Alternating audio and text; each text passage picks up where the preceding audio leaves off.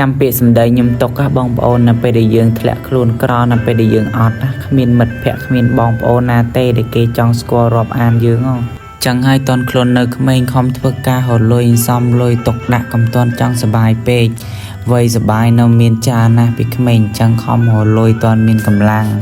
តនសៅមានជំងឺតែចាស់តិចទៀតនឹងជំងឺស្អីមកខ្លះរឿងស្នេហានេះមួយកំតន់ជ្រួចច្បល់ខ្លាំងពេកវាកងតែជួបទេតែចំណាស់នឹងឡើយទេសំខាន់មានលុយដាក់កងធនាគារនៅ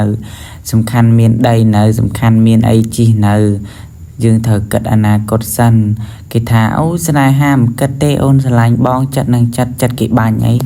ពេលឈឺជីអីបានលុយណាមើលស្រឡាញ់ចិត្តណាកុំឆាប់ចាញ់បោកគេពេកគេបោកស៊ីតពងក្រហមហើយគេទុកពងសចោលទីជឿខ្ញុំទៅ